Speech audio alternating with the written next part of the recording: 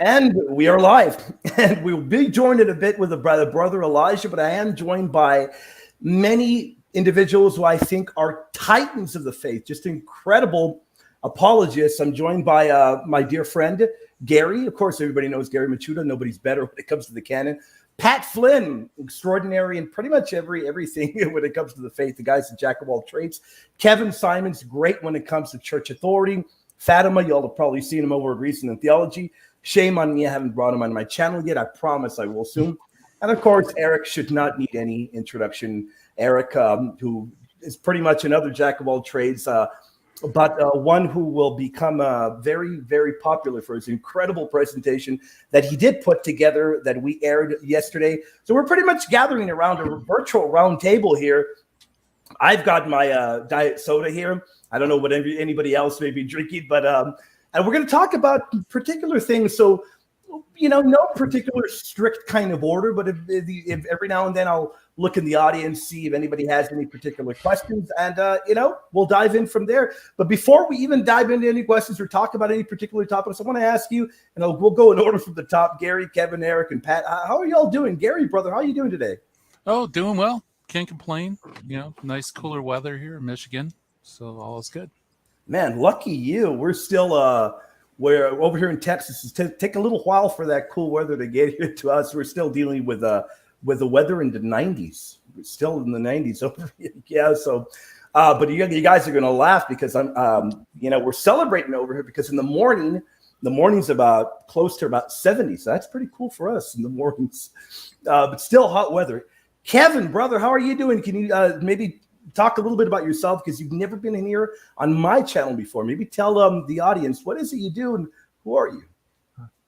All right. Well, my name is Kevin Simmons, and I actually used to live in Texas. So just now when you said you're just waiting for the cooler weather, the first thought that crossed my mind was you'll be a cold day in hell, Yeah. Because it's always hot in Texas. Maybe except maybe in the northern areas, maybe. But yeah, no, you're correct. Yeah. I'm a northern boy. I'm originally from the greater Boston area. Now I live in North Dakota in the Diocese of Bismarck. And I do a lot of work with the Catholic Church's theology of private revelation. Lately, a lot of that work has been kind of bound up within Fatima and Fatimology specifically. And I specialize in questions regarding the third part of the secret of Fatima, because there's been a lot of controversy surrounding that. And I have a whole book on the subject. And because of recent actions this year with Pope Francis, my attention's been kind of going towards matters of regarding the question of the consecration of Russia. So that's been been kind of fun because people have been asking about that lately now too, and it's like I'm not as good on that as I am the third part of the secret. And I also work for a Catholic company in Michigan. I usually choose not to name it publicly, just to keep a certain distance there between my professional and private life there. But yeah, so that's the general nuts of. Oh, and I was educated at Franciscan University of Steubenville. I obtained my bachelor's degree in theology in 2003, as well as my master's in 2006. So that's roughly the background. You're in Michigan, then you said. I work for a company in Michigan, but my job is remote. Gotcha. Okay, wonderful. Awesome. Eric, brother, how are you doing this evening? I'm doing excellent, brother. Thank you for having me on. It's been a little bit. Just a full day. Every Saturday, it's all devoted to the kids and family. So I was able to escape at this hour at 7:25 p.m. But I've put out a lot of fires today. Wonderful. And we are glad you've been able to join us. We are very glad for that. The brother Pat Flynn, we have had him here before and done show with him before, and it's gotten incredibly very, very good comments. We've gotten good viewers, and I've done a few shows on his channel. Pat, brother, how are you doing today? Good, man. Good. I'm real good. It's good to be here. It's great to see all of you. Eric, it's been a minute. Kevin, we talked not too long ago. Gary, I dropped the ball in your show this month, but I have a good reason for that. And that is I just finished my latest book with Sophia. I just submitted the initial manuscript. Nice. So that book killed me. That thing was a monster. But it's done now, so now I have a little bit more headspace for some more projects and podcasts like this. So Are you able to maybe talk, tell the audience what that project is with Sophia, or is it? yeah, no, totally. I don't think there was. I don't know. Maybe I'll be in breach of contract. We'll find that out later. But no, they probably appreciate the plug. So the book is called "The Best Argument for the Existence of God," and it's a play on what a lot of people think is the best argument against the existence of God. And it's not the problem of evil. It's actually an argument that says something like this: if two theories explain just as much, believe the simpler. Theism and atheism explain just as much. Atheism is simpler, so you should believe atheism, or naturalism more technically, if we're talking Right. about the theory comparison, right? And I want to say the best argument for the existence of God is actually sort of just a reversal of that argument. And throughout the book, I argue that naturalism can only explain some of what theism can when strapped with vastly greater complexity. So the whole aim of the book is just to go through what I think the relevant explanatory targets are and show what each theory has in terms of its explanatory power. And ultimately, I'm arguing that naturalism, in principle, can't explain some things. So some things just sort of knocks it off the table. But even where it seems like there are naturalistic explanations available, say for moral facts or moral knowledge, something like that, the naturalistic hypothesis has to become very complex very quickly to keep up with theism. So that's what that book's about. Mm-hmm. Awesome. Now, we don't have any particular order of questions, but I think we'll tackle Eric's presentation of the papacy first. But before, because people may watch this virtual gathering of ours after the videos that we've presented, and they may be a little confused. Let me let the audience know first off what we did. For a long time, I had been getting contacted by individuals telling me that they were very well aware of a conference put together by Protestant individuals. So we decided after a lot of requests to do a response. And I think we've done a good job there. And it wasn't just a pure collection of responses, but it was also videos like Kevin's and Pat's incredible video and Elijah's video, where it was overall an incredible presentation, in my opinion, in defense of the Catholic faith. And one particular video that was done in response was Eric's video on the papacy. That was, in my opinion, fantastic. And it was, first off, a gentleman by the name of Edward Dalcour, Dr. Dalcour, if I'm correct. I think, right, Dr. Dalcour, did a video. And I watched the video and I thought, well, goodness, I have not heard these arguments in a long time, since my days of coming to the church from Reformed Protestantism. Made a lot of arguments that I thought really, and my fault for thinking a lot of these arguments don't get used anymore. One particular one that we found being used was the idea of contesting Peter as the rock of Matthew chapter 16. And I wanted to ask you, Eric, kind of get the ball rolling. Is that something you see often today, or is that kind of, you don't really encounter that very often anymore, whether it be in the popular apologetics realm or whether it be in academia? Because I know when it comes to the papacy, you got your heels dug in. You're on mute, brother. You're on mute. Sorry about that. There you go. Yeah, William, you're right. You don't really see it that often anymore in the scholarly literature. So I was a little taken back by Dr. Dalcour's presentation, and he began by saying that he was aware that there are Protestant scholars who understand that Peter is the rock, but he said that they don't know how to do exegesis very well, which was a little surprising to hear, because we're talking about guys like D.A. Carson, who's the author of the well-known volume called Exegetical Fallacies. In the Protestant world, he is just admired for his expertise on how to conduct biblical exegesis. And so I was taken back by that kind of sweeping description of people who are Protestant but understand that the rock is Peter. He lost credibility in my eyes, because all of the major commentaries out there, R.T. Franz, D.A. Carson, Craig Blomberg, Craig Keener, Um, I mean, William. There's actually a William Albright. Oh, wow. Yeah, Albright. Well, Um, I've heard, and I could be wrong. I've heard that my name that's the same thing in English. in English, it is. Yeah, Yeah. Okay. yeah, So it's pretty much it is. wow. Okay. But this is a man who studied Semitic culture, Semitic Mm. literature, and he's one of the best go-to guys on understanding the historical critical background of Matthew's gospel. And all these guys are very unanimous that um it's straining the text to avoid that Peter is the rock. So it was a relatively easy rebuttal to construct, and I took advantage by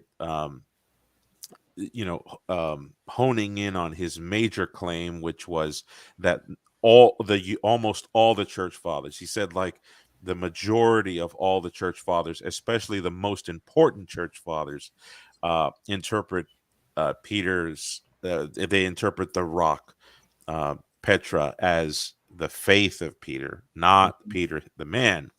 And of course, this would be an embarrassing inconsistency for Catholicism, because we hold that the unanimous consensus of the fathers is a preeminent monument in interpreting divine revelation. Mhm.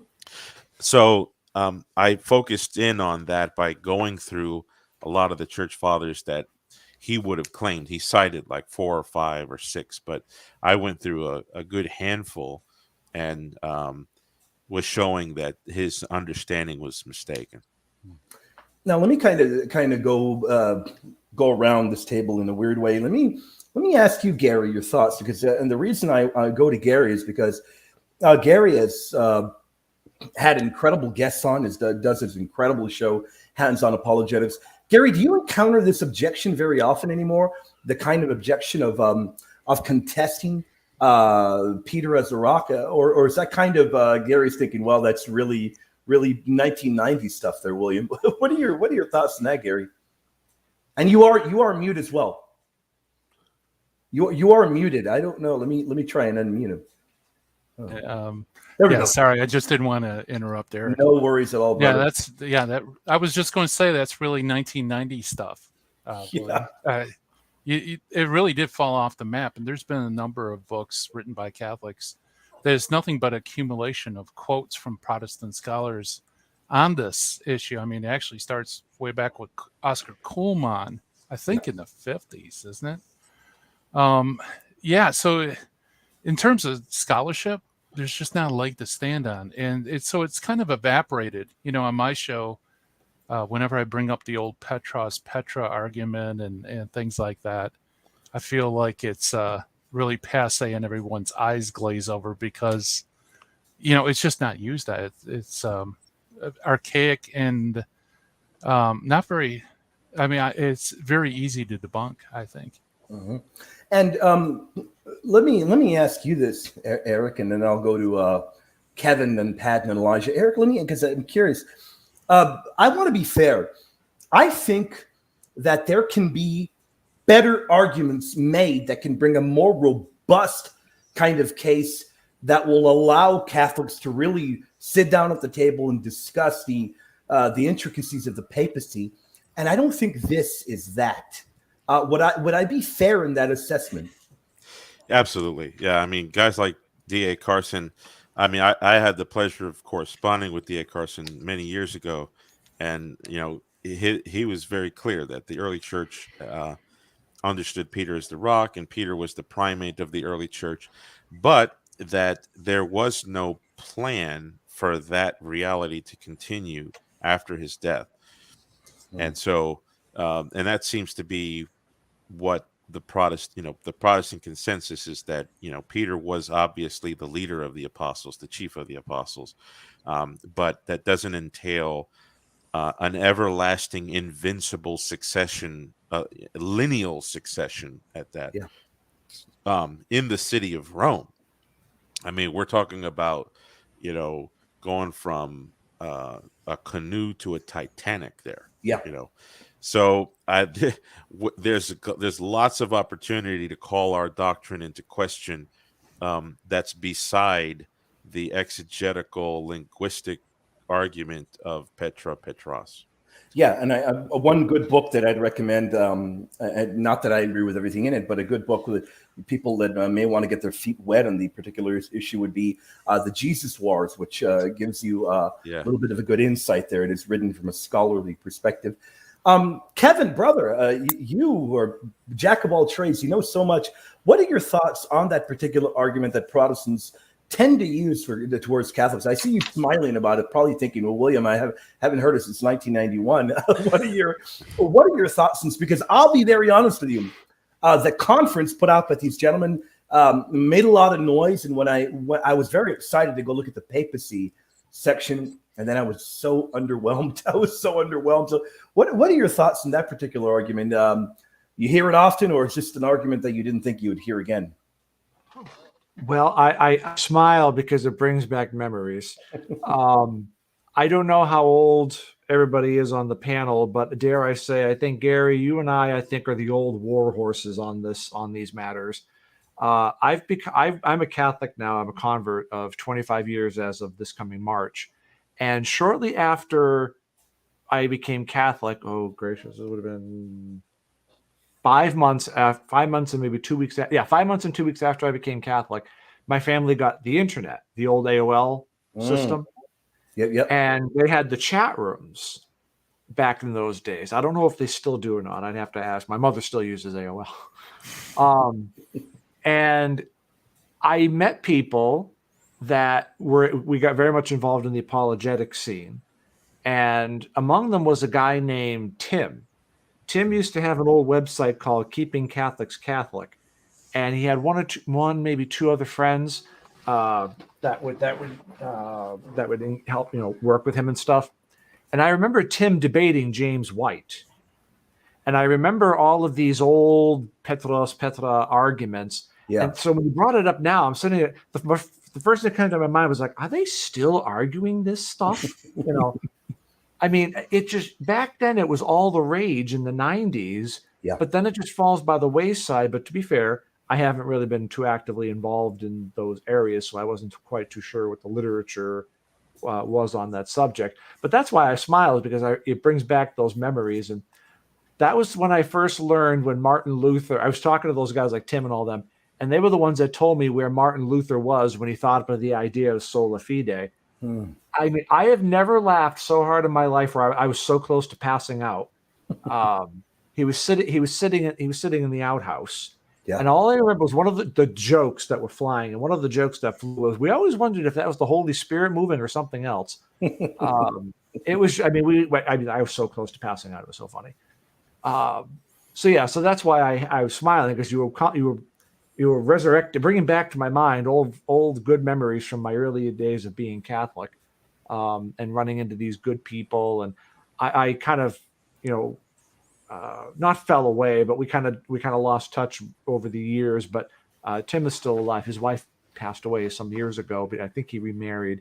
But I remember when he debated James White.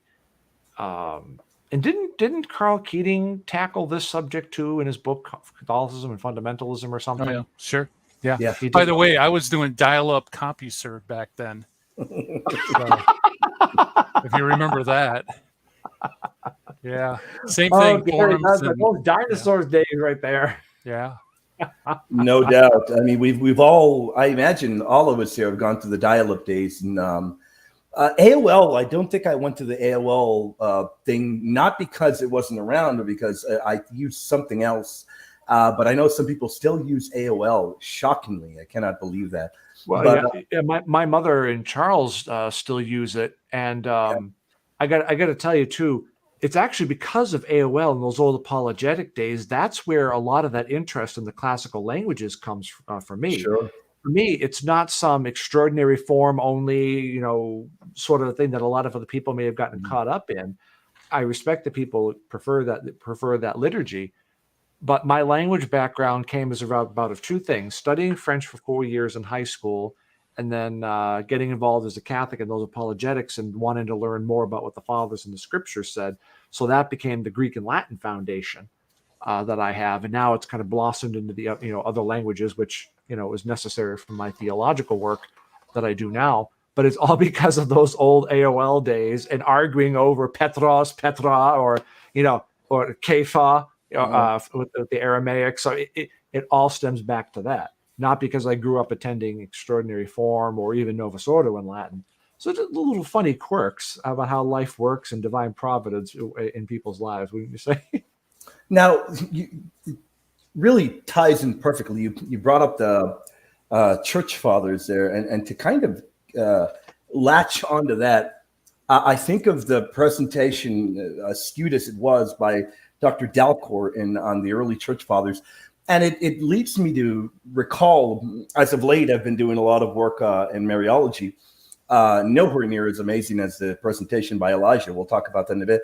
But one thing that I really dug my heels into, because I just enjoy doing it, is finding obscure quotes from the Reformers that affirmed that they held to a lot of the Marian dogmas, which shocked me, was so many of them held to the bodily assumption. But either which way, I have found that a lot of these Protestants don't care. They don't care if Calvin held to the perpetual virginity or if Ian Hus, their forerunner to the Reformation, as they call them, held to the bodily assumption, immaculate conception. They don't really care about those things that much.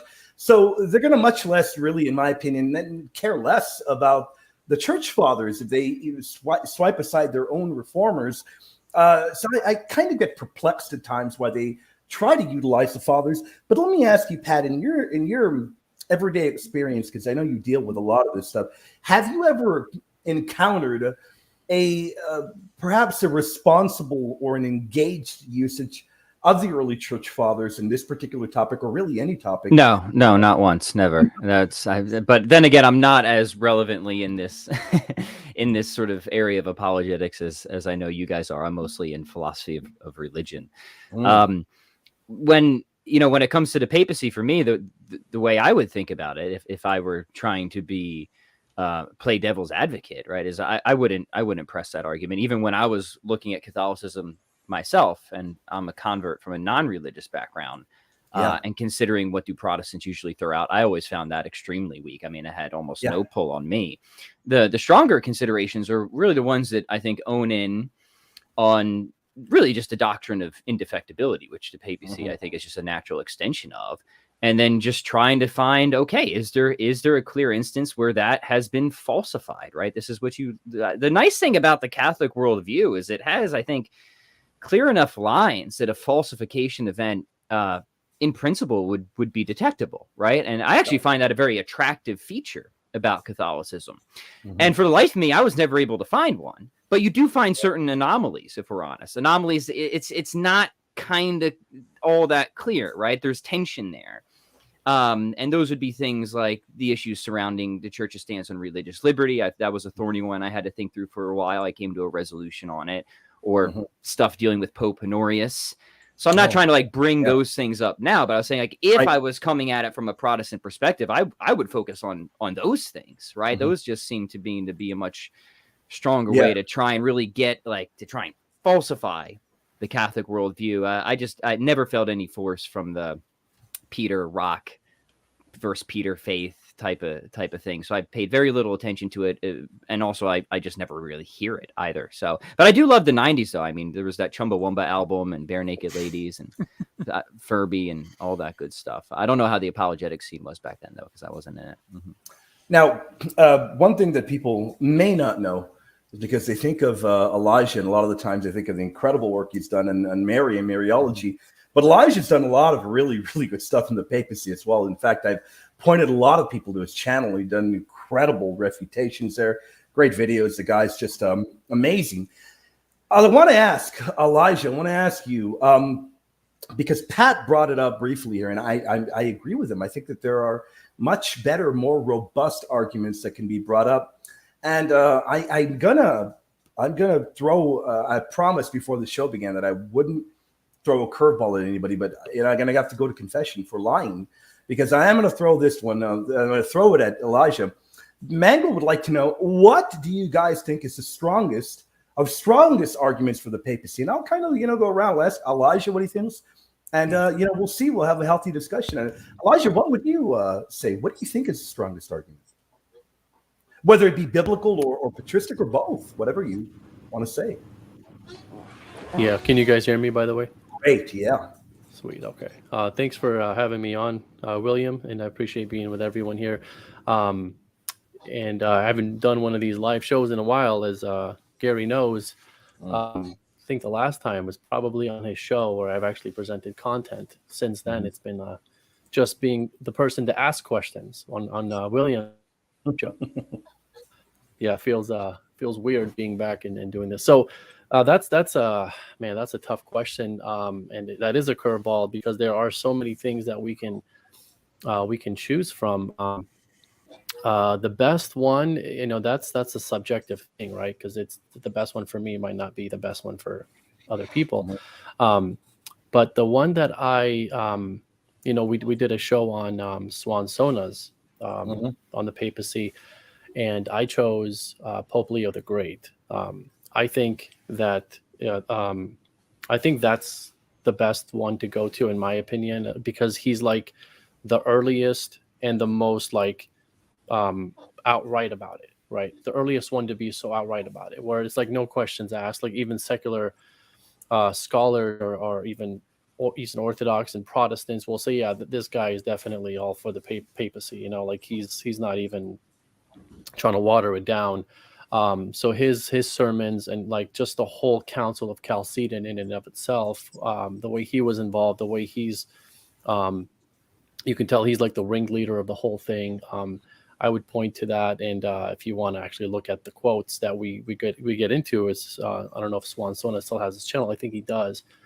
Check out his channel. There's a defense on the papacy where Michael Lofton, Eric Ibarra, and myself, we each choose our favorite papacy argument, and I chose Pope Leo the Great, and we go into it in depth. So it's nothing that I can do I can't go into it in a couple of minutes or anything, but check that out. But Pope Leo the Great, Council of Chalcedon, I would point to those events to be the best ones. Anybody want to give their thoughts? Yeah, I'll go quick because I think it might give some helpful sort of background to some of the more historical points that I'm sure our other presenters will want to bring up. Definitely. So I come at this a little bit differently because my journey was so philosophical. I think one of the strongest considerations for the papacy are philosophical considerations. So I think when you think, you could do two things starting out. You could either argue that given the existence of God and the world we find ourselves in, revelation would have to occur, or you could just assume, if you're conversing with other Christians, that revelation already has occurred, right? This is in sort of background knowledge, right? Then I think you would also have good expectations, prior expectations, given the nature of God and the nature of revelation, that God's going to ensure the transmission of revelation and the reliability of that transmission. But there's other, I think, important philosophical principles to keep in the background, which they aren't on the surface for a lot of people, but they came to the surface for me as somebody who works in this field a lot. And one of those principles concerns a sort of way that God relates to the world and God's governance. And generally, you hear this in the tradition that God works with things according to their natures. And if we think about human beings and how we come to learn and really how we just operate in our daily lives, we are not just rational animals, we're social animals, we're dependent animals, we're animals that rely on tradition, that rely on authority, including epistemic authority for the formation of our beliefs, right? So if you've kind of got this in the background and you've also got revelation in the background, you need the transmission of revelation. I would argue that good philosophical considerations would set you up for a mechanism of transmission that features not just community, but tradition, and not just tradition, but hierarchy, and not just hierarchy, but authority. And then if you need tradition to be generally reliable, I would say it also just actually, the mechanism has to not just be generally reliable, but infallible. Because if it's only like mostly reliable, you're going to get a pretty large multiplication of errors downstream pretty quick. And then generally reliable is just going to be not very reliable after a certain amount of time, right? So it seems like, no, we actually need something really robust here if revelation is going to be meaningful and effective long term. And I think that just totally sets you up for something very much like the Catholic magisterium, in particular the papacy. And this accords really well with just institutions in general. There tends to be a head honch, right? even if there is a sort of, committee, there always tends to be some head honch that has to step in at least every now and then to be a tiebreaker when it's necessary. So I think, again, good philosophy of God, epistemology, human philosophical anthropology should all point people to expect something very much like the papacy, right? Especially if you already have revelation as a given. And then that expectation sort of should lift, I would say, the epistemic burden that the Catholic has to just prove the papacy from history. Because then it's if we find historical data that fits really well with that hypothesis, you have this, you get two things are now doing work here, right? You have the philosophical considerations and you have the historical considerations, and they both boost each other, right? And I remember one time, Eric, we were talking out on my back porch, and I think I asked you the question, like, do you think that you can, settle this issue just purely historically, put the philosophy aside? And I remember what you told me. You said, yes, I think so, but it's settled by like an inch, right? Yeah. Right. Yes. And that's kind of how, I thought about it. But I think with the good philosophy in the background, it's decisive. Right. I'm sorry for interrupting you. On that note there, Pat, and the reason I want to ask Eric is so often we have people that unfortunately rip Eric out of context and will misrepresent him. And I've seen it done. I don't want to give attention to who's done it very often, but they'll then point and say, well, Eric has said that this can barely be settled. Thus, that means that really Catholicism is so easy to falsify, and they really rip him out of context there. Eric, can you perhaps clarify what do you mean by that particular statement? Yeah, and can I clarify it real quick? This was in relation to Eastern Orthodoxy. So this was a very narrow debate. I think if you're just considering Protestantism at large, you can easily rule out a lot of those historically pretty quick. Sorry, I just wanted to add my clarification for that. Thank you. Yeah. Thanks, Pat. That was fantastic, and thank you, William, for asking me that question. So, yeah, I think that when it comes to the East-West debate, the Byzantine churches and their heritage versus what became the Latin West and medieval Europe, it can get very difficult, and I learned this. Through progressive stages in my research. When I first started researching the papacy, I was an Anglican, and I would really enjoy reading Eastern Orthodox literature because it seemed to be very strong. So, for example, what people see today being put up there by Eastern Orthodox apologists now, these are not new arguments. They're very traditional arguments. Yeah. And I was taken in by those when I was an Anglican.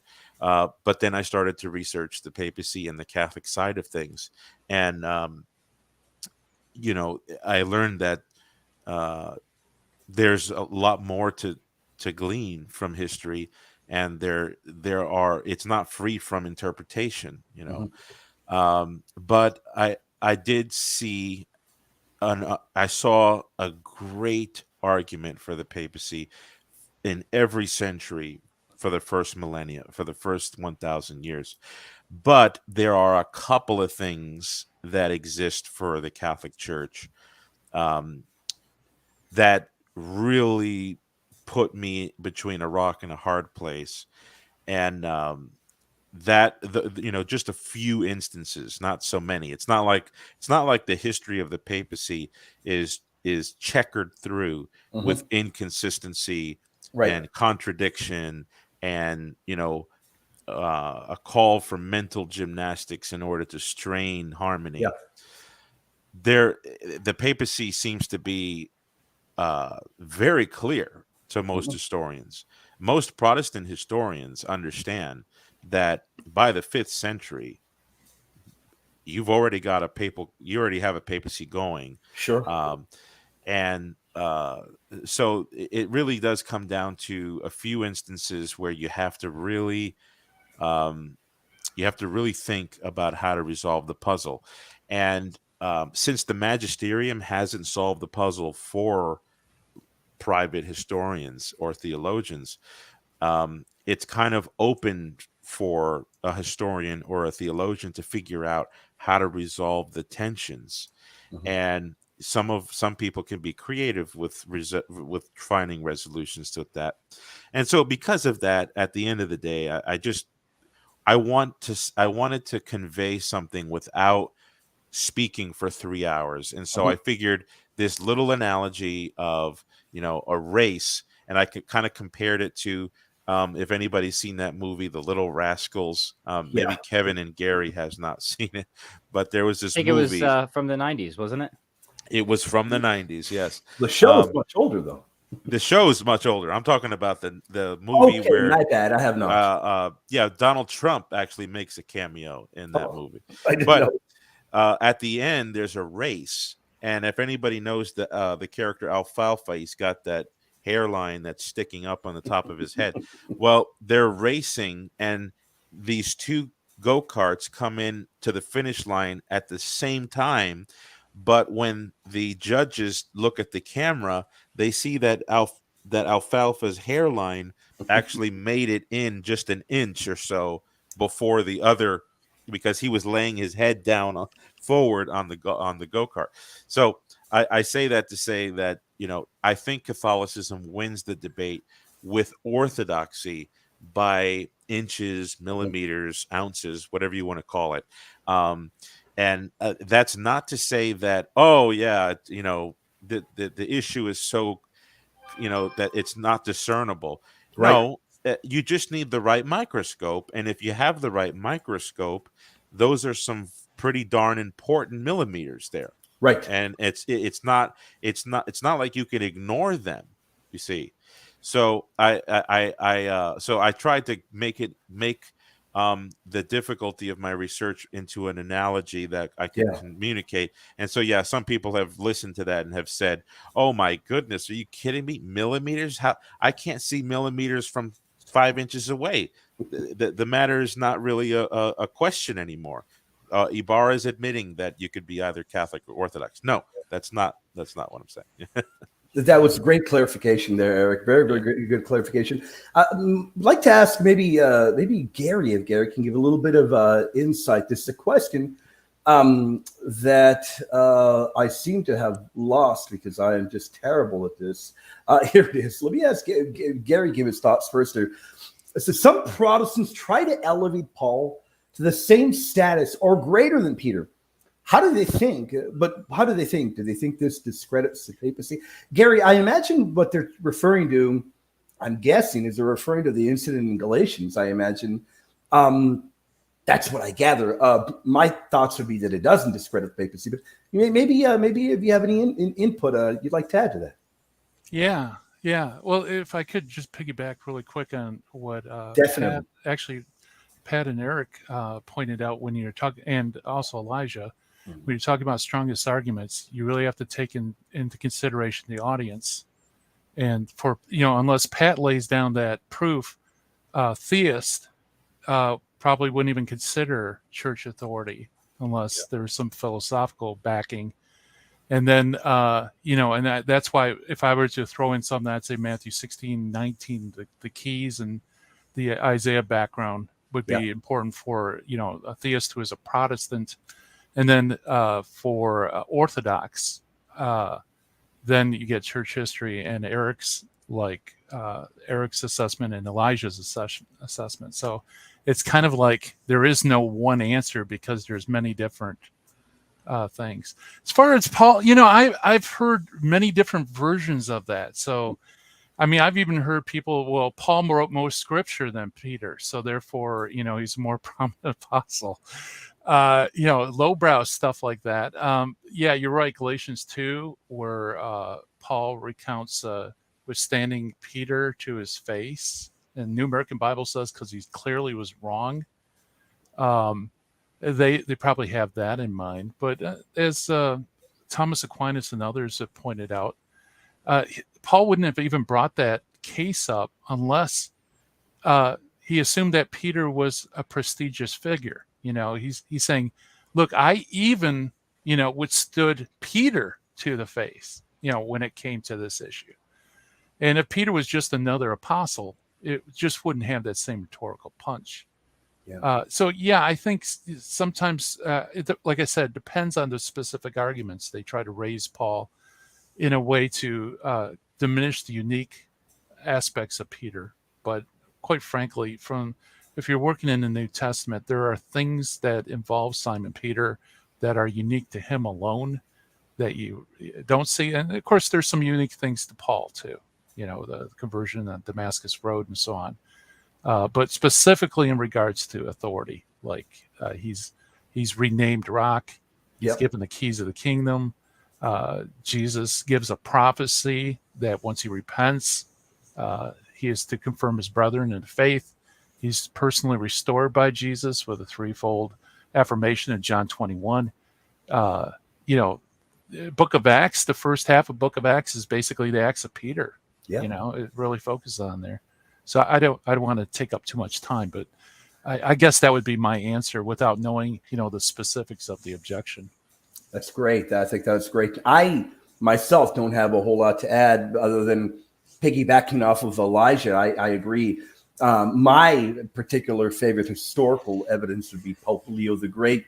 To kind of add something unique to that, because Elijah stole Pope Leo from me, I'll add Pope Innocent as a proof as well, and the very fact that Jerome's language to yield to the authority of Pope Innocent, and the reason to yield to his authority as being the vicar of Christ, to me is very powerful evidence as well. But I want to be fair. I didn't get a chance to get to Kevin and ask him, Kevin, do you have any particular favorite evidence for the papacy, whether biblical or whether historical?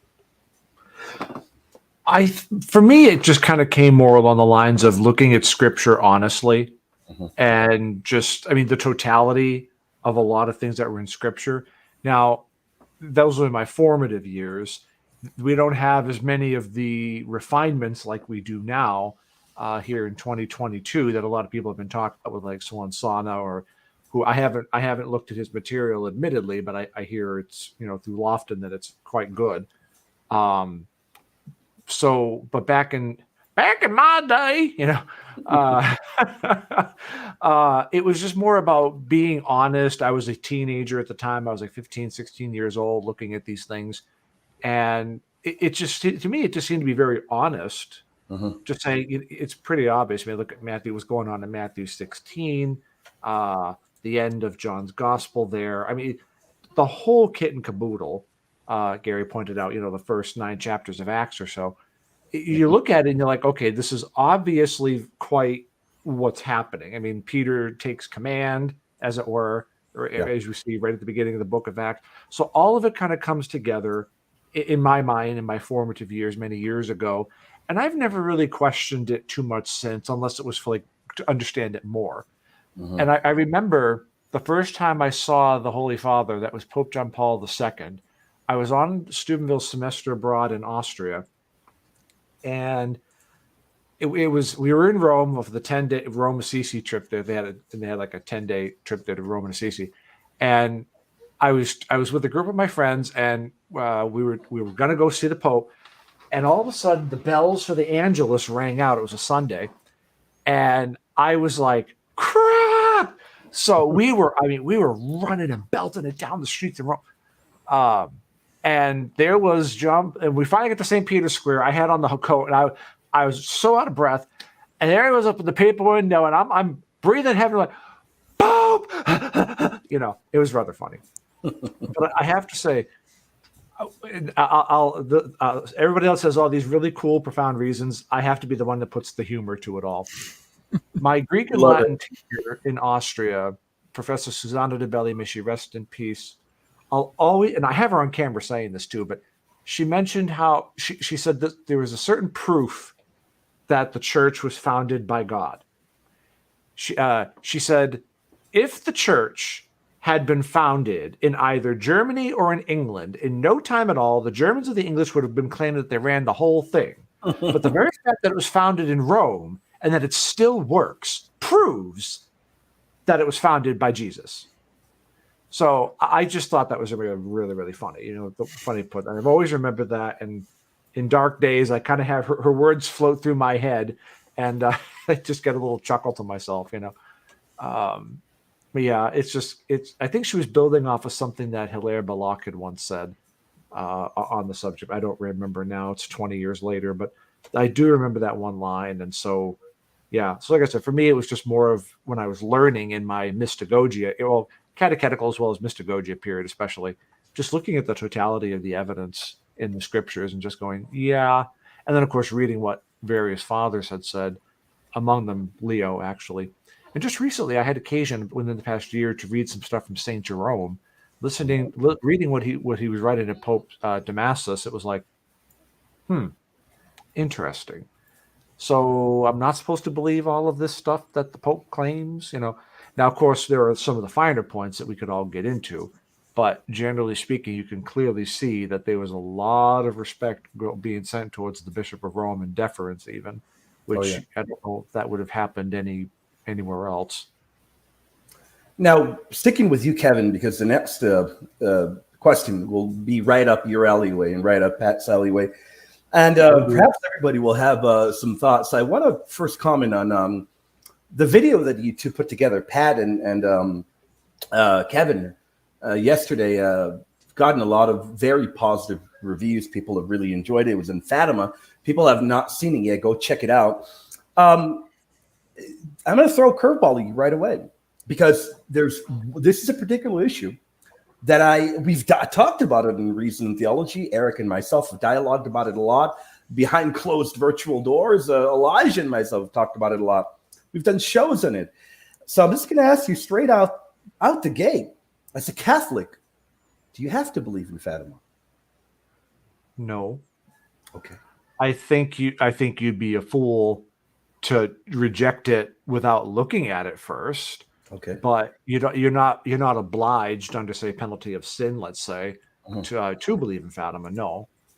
Now there is a raging debate among certain Mariologists that they believe that Fatima fulfills certain prophecies in divine revelation, so that elevates, they believe, Fatima to another level. I've heard that. I don't really buy that argument myself. Okay. And I'm good friends with one of the people. I won't name him publicly, but I will simply say this gentleman is over in Ireland. And I have a lot of respect for this guy, very knowledgeable, trained in Rome. But I don't agree with that argument. No, I have a lot of difficulty with it. Some other Mariologists try to get past some of these difficulties by saying we have a too broad or restrictive understanding of what private revelation how it's defined. Yeah. And there's room for that conversation. I think that there is some shades of meaning there, but I generally when I kind of step back from the specifics and look at the overall broad picture, I really see the wisdom of the church's understanding of these things. And I say, I really think we should stick with that. And it still applies to some of these very, very specific areas, such as Fatima. Yeah. That's a great set of answers there, Kevin. Elijah, we've done tons of shows on Holy Mary. We love our Immaculate Mother Mary. Just love her deeply, love the great things our Lord has done for her. When it comes to Fatima, what has been your experience? Would you say you have a great devotion to Our Lady of Fatima, that you've done a lot of research in the particular area, that as a Catholic you just are very strong in the particular apparition, or just in general? What are your thoughts on Our Lady of Fatima? I'd love to get your insight. I mean, I think it's one of those apparitions to where if you're a doubter, it kind of backs you into a corner, and then you have two choices. Like, so for example, if you look at the miracle itself, where there was, what was it, thousands of people there. Yeah. They're all looking at the sun, but no one becomes blind, as far as my understanding. Yeah. They're all wet and they all get dry. So is it something all in their heads? If it's all in their heads, then how can that be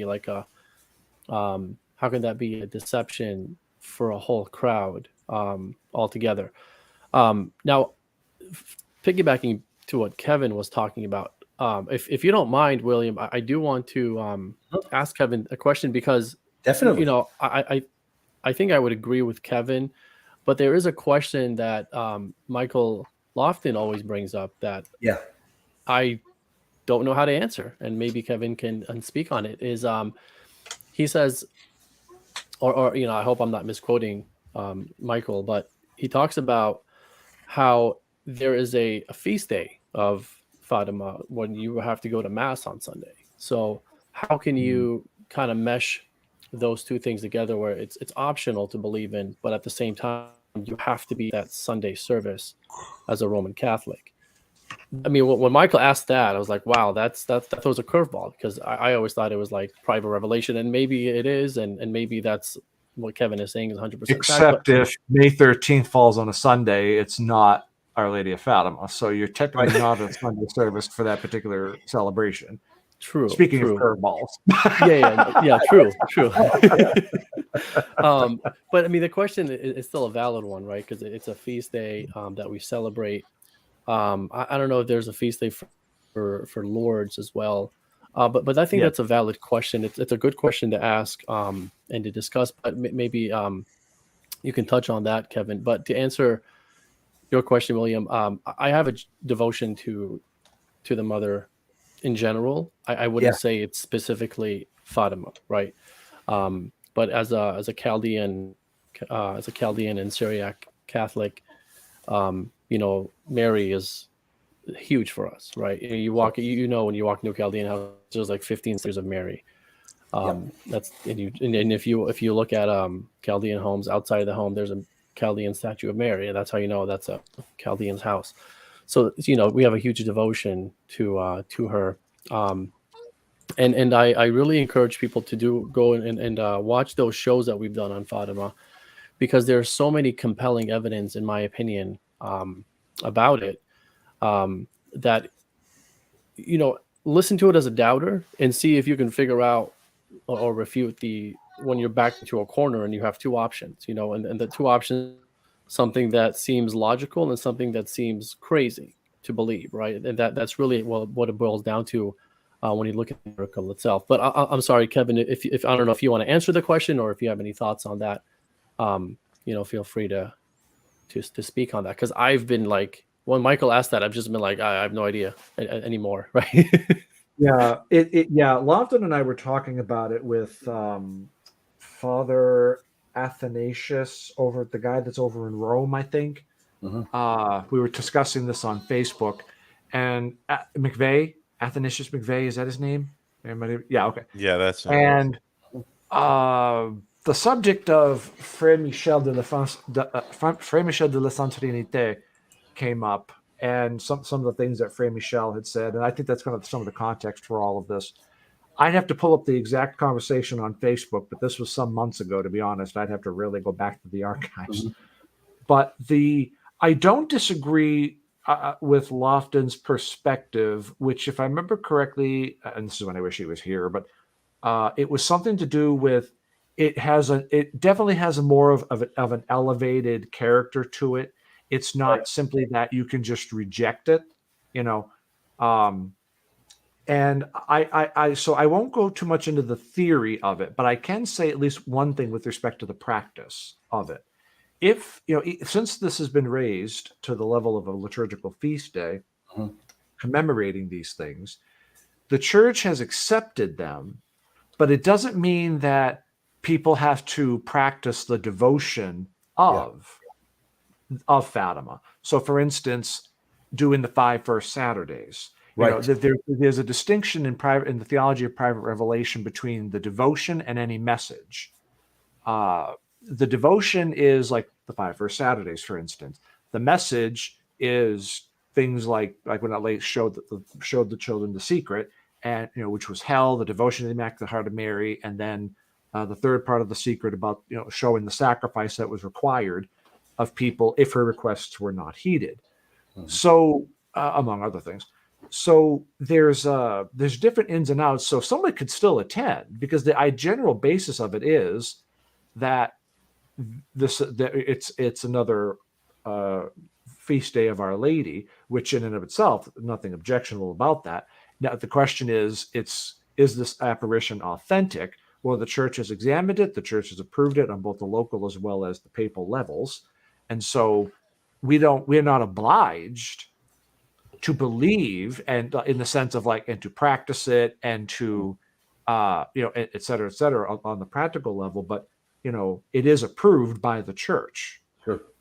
And so even though we're not obliged to believe and act on the message itself, if we are, there's nothing still. I don't necessarily see it as a problem on the practical side about attending. Let's say it's on a Wednesday, and it's May 13th. Giving thanks to God and glorifying God on this particular feast day. Mm-hmm. I think we can make a technical distinction there. I'm trying to remember the theoretical part that we were talking about. I'd have to pull it up. If you give me a minute, I might be able to pull it up on Facebook and kind of go over the specifics on it. But I don't disagree with Lofton on it, strictly speaking. But what I was disagreeing was they were bringing up some stuff. I want to say it was Father McVeigh that brought it up. They were bringing up some of the points that were made by Frere Michel, and I was just like, don't cite Frere Michel without checking. You need to fact check him, badly. And a lot of people would think that this is rude, but I'm just going to say it. The reason why you need to fact check Frere Michel is because he was involved in a cult. The organization that he was a part of, Le Contre Réforme Catholique, has been labeled by the French bishops as a cult. And so, by the way, there's a train going by, so I might have to mute in between here. No worries. I live right by a train track. So he lived in a cult. The French bishops have called it such. And just 2 years ago, they issued the French Doctrinal Bishops Commission there of the Bishops Episcopal Conference had just issued a warning on the Abbé de Nantes, the founder's Eucharistic theology being suspect.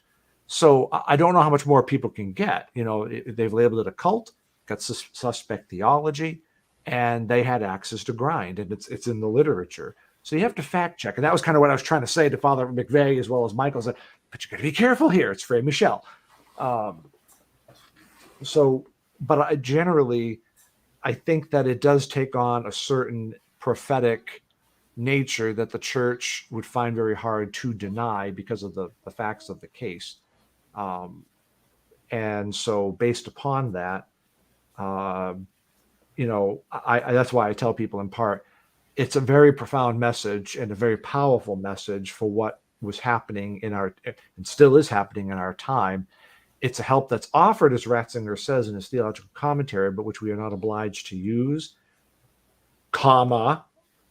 this is my addition to that, but you really should think very hard before, if you're already living a sacramental life and praying the rosary and things of that sort, I mean, you're already kind of on a good path, but there are still graces that are afforded it. But it's not like it's a sin to do it. But I do think we have to be careful because making these distinctions can come across as very offensive to general piety, which is what sends a lot of the rad trads into a tailspin when you bring this fact up of theology and how this relates to it. They get very upset over this.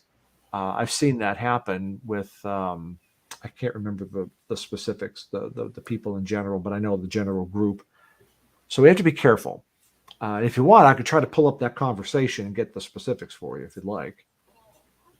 No, I think that was an excellent answer, Kevin. Thank you. And I know it was a curveball question there. So I think you did a good job answering it, all things considered. A lot of things to think about, for sure. Perhaps your thoughts, maybe you can add to that, Eric, and then Gary, I'd like to hear your thoughts on the particular issue.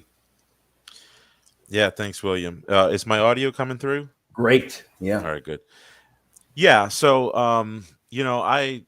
everyone here knows that I spent years as a Reformed Baptist, then I was an Anglican, and then as an Anglican I studied a lot of church history, and so I was caught in the thick of the debates on innovations and things that the Catholic Church introduced into into the data, or so-called added into the data of Revelation that can't be sustained by the earlier sources. So I was, constantly in that discussion and in the literature on that. And so when I overcame a lot of my objections and, through prayer and through the help of many of God's people in the Catholic Church, when I came into the Catholic Church, I did not think that even things like the Rosary, let alone Fatima, I'm just talking about private revelation in general, that come in hundreds of years after the apostolic deposit is given. It kind of hit me as somebody who was so committed to studying fundamental theology, meaning the foundations of our study of God's revelation, Old, New Testament, Scripture, tradition, as guarded by the magisterial office of the church. That I spent so much time studying fundamental theology and the sources of revelation, that when I was a Catholic for a few years, I started to hear people on the more traditional side of things, because when I came into the Catholic Church, I just wanted to be a radical traditionalist. I was just soaking up all that literature, and so, but I couldn't help but get this weird feeling in my gut when I used to see certain things and hear certain things about what was necessary for me to do as a Catholic. And so some traditional Catholics that I came across, they were admonishing me towards certain devotions, as if you don't do this, and this is before Taylor Marshall, so don't get me wrong here. If you don't do this, you're not on the Catholic team. It's like, and so, but they wouldn't really have a robust defense for it. So whenever I would ask them, really, so do you think that this is consubstantial with divine revelation? They would say, well, no, not divine revelation, not the, so they go, they it's almost like some of the ones I was talking to, they were coming up with the qualifications as I was talking to them. But no matter what, it doesn't matter if we went left, right, east, or west in the discussion. And it doesn't matter if I proved that it was in a separate category than the foundations of our faith in God's revelation. It still came back to, well, the church has accepted this, and so if you don't do it, you fall. It's as if you're tantamount to disobeying what our Lord said to the apostles when he said, "Go into the world and preach the gospel to every creature, teach everyone to do everything I've commanded you." Well, is the rosary under that category? Is the Fatima devotion? Is the Sacred Heart of Jesus under that category? Is the Holy Face devotion under that category? Because if it is, I'm way deficient in abiding by what Christ said is required for me to be one of his disciples. But very quickly in my discussions with some of these traditionalists, they would say, well, I mean, I don't do all of those. I'm like, okay, so, maybe we can have a discussion. But I never really got around to resolving the matter. But because, as Elijah and William know, Reason in Theology didn't just have an open forum on YouTube. We also had a back office where we would talk about things for quite a bit. So we used to talk about this in the back office quite a bit.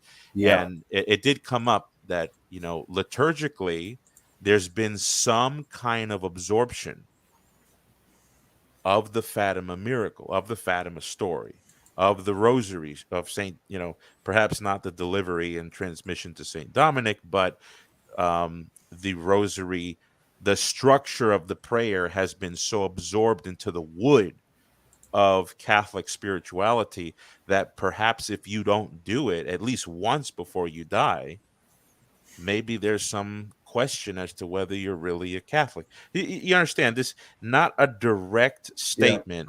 It's binding on the conscience for you to do this by way of imperative under De Fide or De Ecclesiasticus or whatever. Not a binding law, but if you're not involved at least a bit, then there's there's a lot of reason to have suspicion, you know.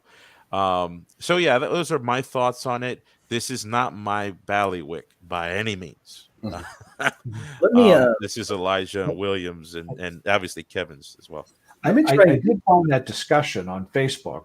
If I sent a link in the chat thing there, but if you want, I can give you the quick rundown so everybody gets the more formal answers of how that went between Lofton McVeigh and myself. Yeah, let me just go to Gary really quick, and then I'll let you give a rundown there. I'm fascinated to hear Gary's particular thoughts on the issue, particularly because people know Gary as a master when it comes to the canon. But Gary also wrote a very, very, very good book on Mary. So Gary knows his Mariology very well. I'd like to get your thoughts, Gary. What are your particular thoughts on Fatima? I think that's one thing people may not know, but Gary and myself, we talk a lot. We're always in touch. But I think that's one thing we've probably never spoken about. So I'd like to get your thoughts, Gary. What are your thoughts on this?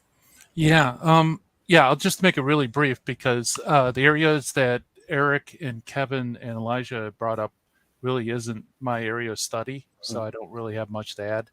For me, Fatima is very important as evidence for non-believers because of all the hostile witnesses that witnessed the miracle, and that could help overcome anti-miraculous bias. And that's more like the wheelhouse for Pat as well. So in my book, Hostile Witness, I actually have some of the testimonies that were printed regarding the miracle. But I'll just defer to Kevin because it sounds like he has his material ready. Well, Kevin, as well, if you could also, this is right for you as well, Kevin, right here. Miles would like to know, how does Fatima come into play with Byzantine Catholics? It's obviously not in our liturgical calendar. I think I think Kevin is a Fatima scholar, if I'm not mistaken, right? Officially. Yeah, he is. Yeah, I believe Kevin is. Yeah, so Kevin knows his stuff there. So I'm trying to grab every curveball I can here. I'm sorry about that, brother. I'm trying to grab them all. Fatima is not on the Byzantine liturgical calendar, so the question of the liturgical question of it is rather moot for Byzantine Catholics. So I don't think we need to spend much time addressing that unless it has been added to the calendar in the Byzantine Church, and I don't know what church is. Excuse me. But I think we don't have to spend much time on something that's not a debate among the Byzantine Catholics. So it goes to the question then turns to the general consensus of what private revelation is and how it works. And Byzantine Catholics are free to heed the message. Although I know how would that transpose to things like when Our Lady asks to pray the Rosary, the Rosary isn't necessarily a thing among Byzantine Catholicism. Within Byzantine Catholicism, something like the Akathistos to the Theotokos would probably be more to Easterners' liking. And I actually love the Akathist. Yeah. There was a beautiful CD, Byzantine Liturgical Chant, that was published in 2000 and around the year 2000, I think, by the International Theological Institute in Gaming, Austria. And they had a beautiful 8-9 minute long version of the Akathist to the Theotokos. And oh my goodness, it's breathtaking. That and the Kyrie that they have, that haunting Kyrie. Oh, it's beautiful. It's available on Amazon if anyone wants to look it up. Put in a plug. And that really kind of helped to introduce me a little bit more deeply to Eastern Catholicism, was through the chants. And John Colarafi, the translator for Father Gruner, speaking of Fatima, I did not know that. Wow, I did not know that. That's the guy that translated Frère Michel de la Sainte Trinité from French into English for Father Gruner in the Fatima Center. Hi, John. How are you? Anyway, so yeah, I don't think it's a big deal. I don't think we have to spend too much time on that particular question. But I mean, they're free to follow the devotion in accordance with Eastern traditions. I know some people have tried to connect. I'm stepping out of my bailiwick on Fatima into this one, but they've tried to connect the message of Fatima with the conversion of Russian Orthodoxy to Roman Catholicism. And I'm going to throw a teaser out there. I just got a bombshell on that matter earlier this week or last week, one of the two, within the past 2 weeks. And I am preparing that bombshell. It's going to explode heads when that becomes ready. So stay tuned. The last word on that subject has not been said just yet. All right, so I haven't said that. So what happened was back on March 17th, Lofton had made one of those little short videos and put it up on Facebook about is Fatima a private revelation? So Father McVeigh wrote back, short answer, yes. Long answer, it's complicated. And Lofton wrote back, I agree it is private revelation, but whether it is merely that, I question. Seems like some kind of liturgical assent is owed. Then Father McVeigh wrote back, people like Frère Michel de la Sainte Trinité argue that modern Marian apparitions, such as Lourdes and Fatima, go beyond the already inadequate theological category of private revelation, form a part of the Church's prophetic charism. He argues that magisterial authority has indirectly recognized this to some degree. One reason he gives is that the messages are not merely for particular places and times, but for all mankind. And Lofton wrote back, right, that is the direction I'm going. Got anything I could read about that? McVeigh said, Frère Michel de la Sainte Trinité's numerous Fatima books used to be published by Gruner's The Fatima Center in the early 90s. He was from the Abbé de Nantes Monastery. Now, this is when I jumped in. I said, speaking to Father McVeigh, I said, would you say that this was a curveball? I admit, Father McVeigh, I was setting him up with this. I said, would you say that the entirety of the message of Fatima is for all mankind? Thank you for this thread, by the way. You got me thinking about something.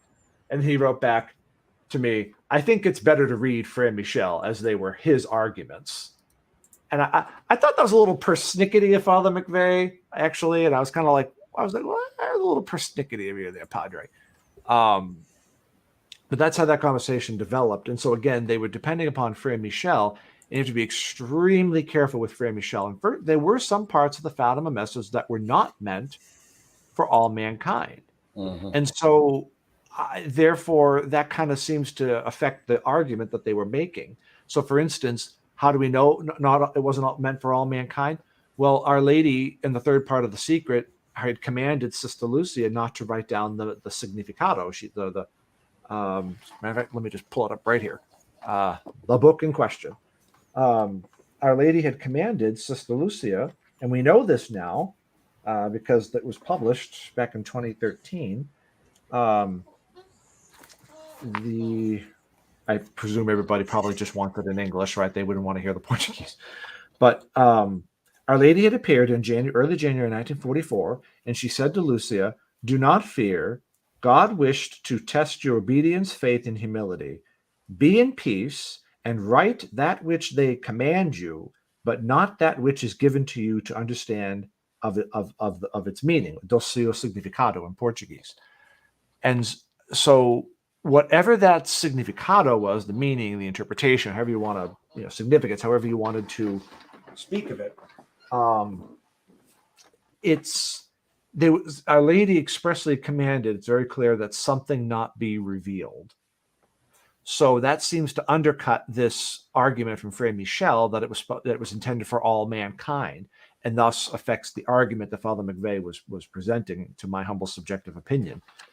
Now, going against a towering intellect as Father McVeigh, you approach it with a certain sense of humility, because you don't want to come across any other way in such matters. But there are finer points that 40 years ago Frère Michel didn't really understand, and so we have to kind of look at how Fatimology has developed and our knowledge of it has expanded before I think we can start having those kinds of very precise argumentation.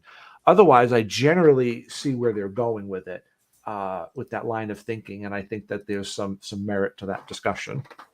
Let me give Pat a few moments to give his thoughts, to talk about pretty much anything on your mind, and because Pat has to go right now.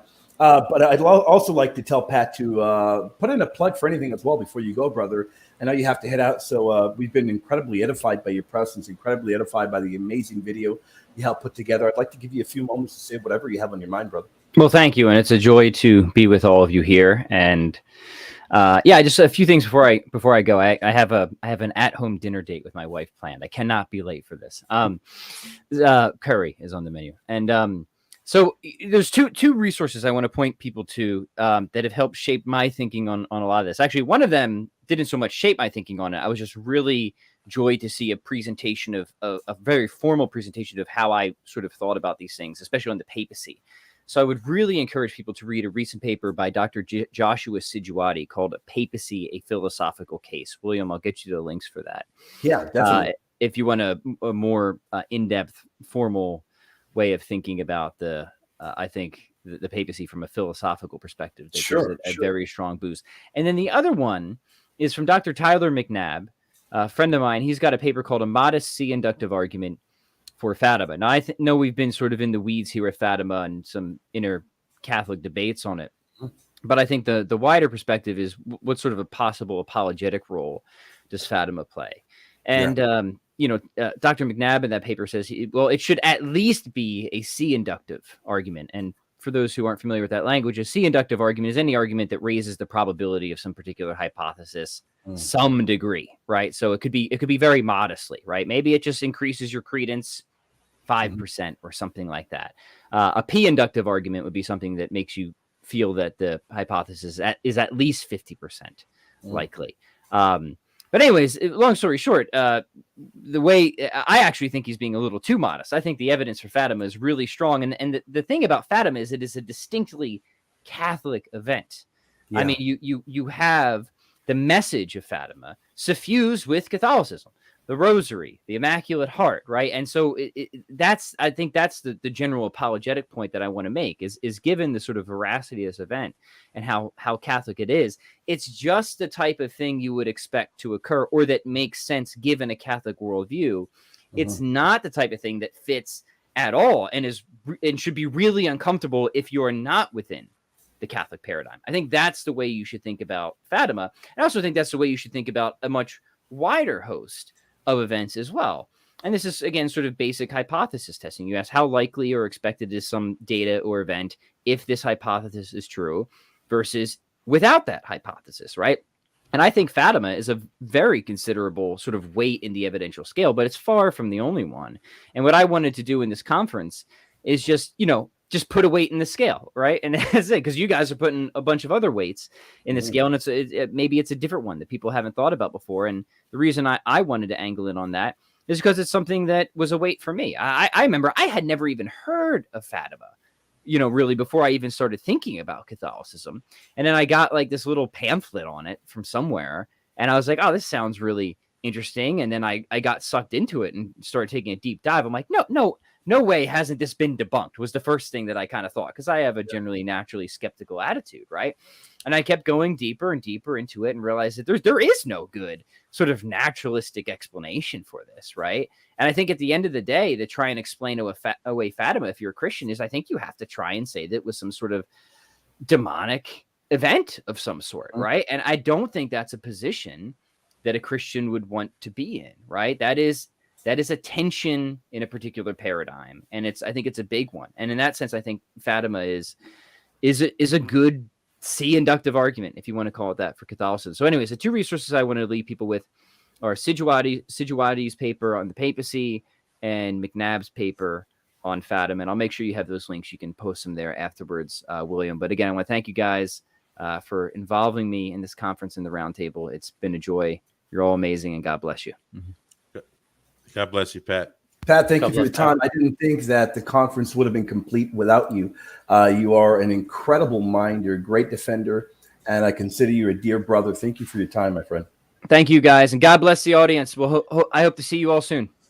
Without a doubt, we will get together and do stuff again together. Now, it does bring me to my next portion that I'm really excited to talk about. Is just thrilled about it, and it's an area where Gary and myself do a lot of work together. In fact, we run a channel together, the Apocrypha Apocalypse, and that really is dealing with all things canon related, Deuterocanon related.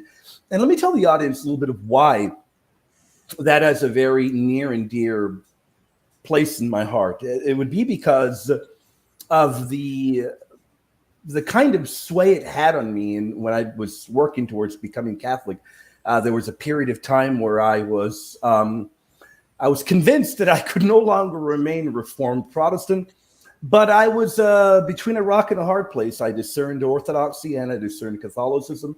Eventually, I came across believing that Catholicism is the fullness of the faith, and I hold to that firmly today.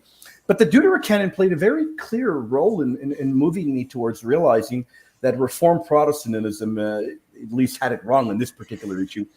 And Gary and myself probably did, I think, maybe 5.5 hours total or maybe more responding to the videos in this series. We went meticulously through every kind of objection. One particular objection that I want to bring out, because it does come up almost every time. You even hear scholars bring it up sometimes, and then you'll hear Protestant evangelical apologists bring it up. They think they have got a case when they bring up the Jewish historian Josephus, and they will claim that pointing to Josephus lends early credence to the Protestant veracity of their shorter canon. And this gets brought up quite often to the point where if you think they would learn from all the refutations Gary has put out there, all the books Gary's written, the great debates Gary has put out. But I'd like to get your thoughts, Gary. What do you think of that particular, and maybe talk about the incredible stuff you were working on in regards to Josephus. But in general, why do you think Josephus does get brought up so often, Gary? I'd just like to get your thoughts on that. Well, it's the oldest, what you would say, canon list, even though he doesn't list anything and he never calls it a canon. Yeah. But he just says there's 22 books and he gives an enumeration for books. So this is about 100 AD. So if it is a canonical list, it would be the earliest that we have. And if Josephus is gone, the next earliest list we would have, Jewish list would be a document that's like early 2nd century. So, it's very important in terms of the history of the canon.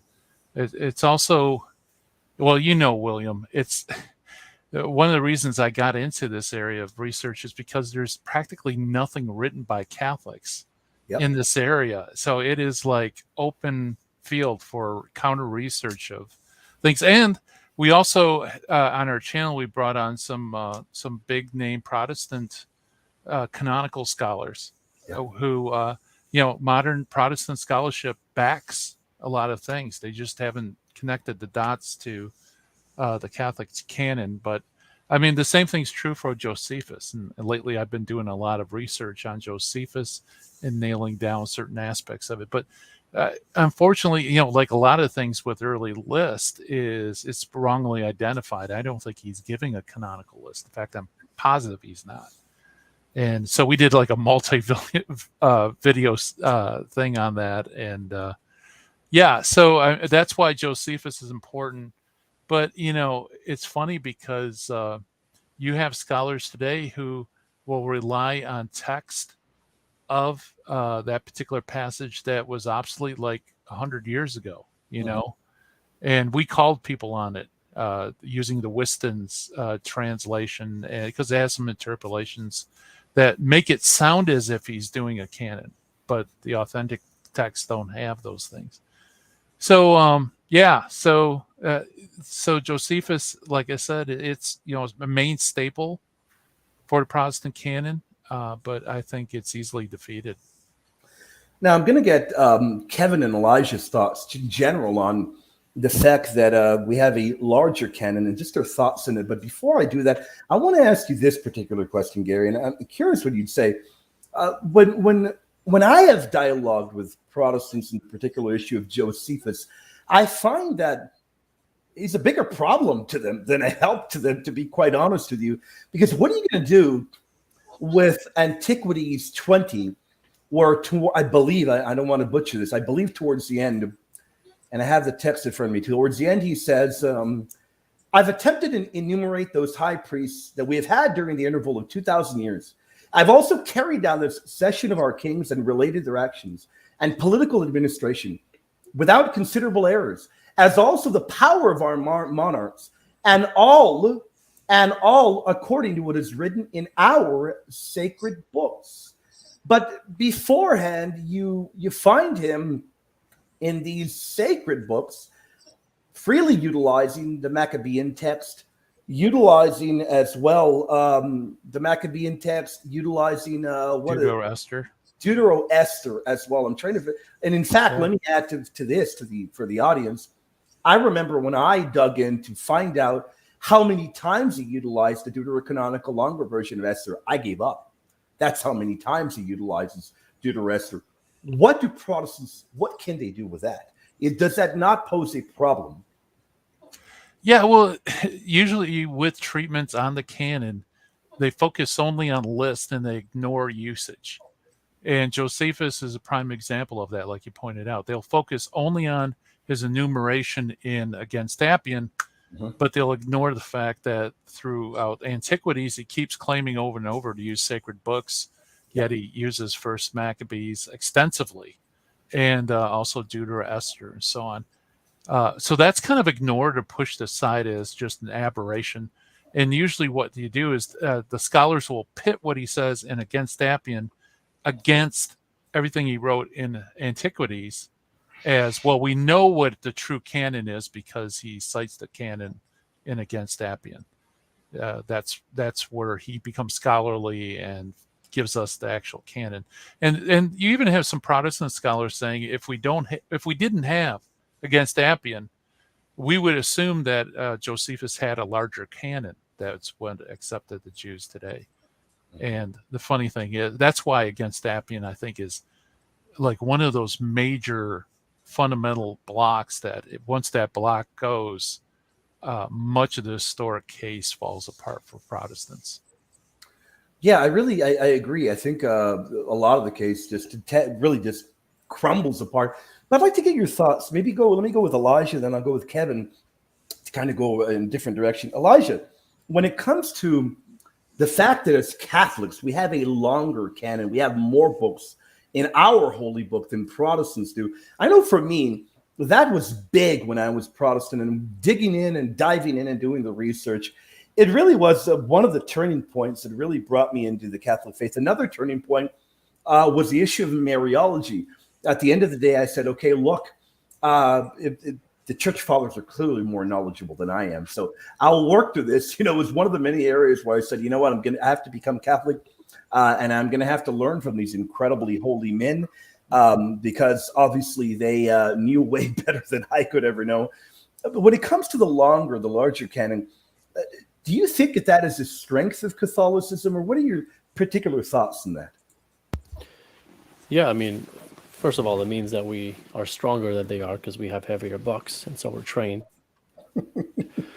But I think there are some things in the Deuterocanons that have a lot of value in them that the Protestants are missing. Like there is a messianic prophecy there that's very strong.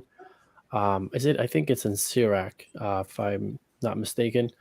That is to me the best prophecy on the Messiah from any Old Testament book. It is so blatant. It is so bold. You think of Wisdom 2? Wisdom 2, Wisdom 2. Yes, there it is. Thank you, Gary, the master of the Deuterocanon. So Wisdom 2, that I mean, if Protestants read that, that's Christ, right? Especially since I believe that it calls the man that's being killed a son of God, I believe, right? Yep. Another thing is, we talk about, you guys have done shows on purgatory, is you have Maccabees, right?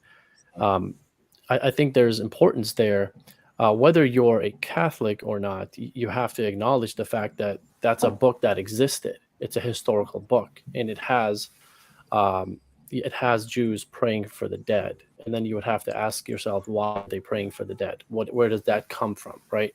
Whether you think it's scripture or not, that's it still holds weight as a historical text, that the Jews pray for the dead, and it's not something the Catholics just made up in the 11th century or what have you.